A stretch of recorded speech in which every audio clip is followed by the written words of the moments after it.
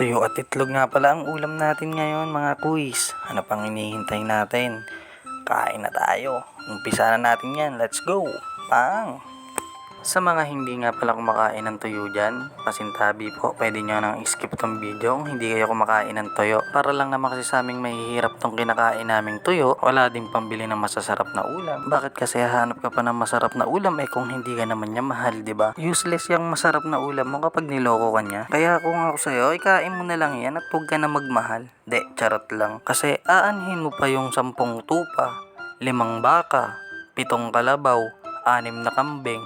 Kung wala ka naman nun, ewan ko ba, lahat ng pinagsasabi mo walang connect sa mga kinakain mo. Ay, kapag nirorong timing ka nga naman talaga, no? Tuyo itlog ulam mo, tapos paglabas mo guys, ang sarap ng pulutan nila. Tignan nyo naman kasi pulutan nila, o diba pagdating ko, ganyan madadatnan mo. Baka lutong James yan. Kaya nga dito, bibigyan tayo ni Brian ng pangmalakas na first bite. Ayan, no?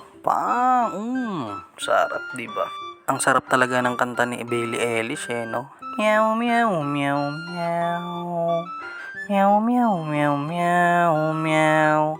Meow, meow, meow, meow. At dito nga tumayo na si Colonel Busita. Ayan, no, si Chairman Netero. Nag-iipon ata ng enerhiya to. Magsusuper science ata to. At dito nga guys, pakikita nyo yung pulutan naming meow, meow, meow, meow. Siyempre joke lang yun. Siopaw asada yan. Kakain ba naman kami ng meow, meow, meow, meow. Kita nyo nga yan, lakas kumain ni Peter Jones. So, dahil nga sa sobrang sarap ng siopaw na yan, tignan nyo, isa na lang agad.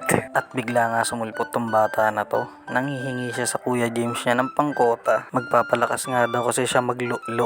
Magbasketball pala. Kaya nga dito habang masaya sila at nagkukwentuhan, kalahati na lang yung siopaw at eto nga naglabas na si Red ng pangmalakasan na hopya. Ayan, no, kita nyo naman yan guys. Kaya kung iniisip nyo na nagiinom kami, maling-mali yung iniisip nyo, kamang food trip lang po kami dito. Bawal inuman dito, food tripan lang po ang pwede dito. Kaya tignan nyo tong hopya na to guys, napakasarap nito guys, may gatas sa loob pala to.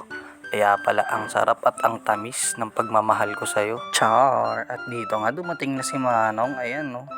Nong, late ka ata sa kainan nong. Masyado kang late sa food tripan. At dito ngayon makikita nyo ang tagapagsilbi nating si Nico Dadibas guys. Eto, inabutan pa tayo ng juice. Gaano tayo kamahal niyan. Kita mo naman, di ba? Ganyan ka concern sa akin yan. Baka daw kasi mabuluna at mamatay ako. Kaya binabutan niya na ako ng juice. At eto nga pala si Bud, si white person. Simple lang yan pero ang lakas sumubo niyan. Sumubo ng pagkain Kita niya naman nahihiya pa. Mahihiyain talaga tong si Buds. Kaya eto na lang si Nico. Hanggang dito na lang. Bye-bye!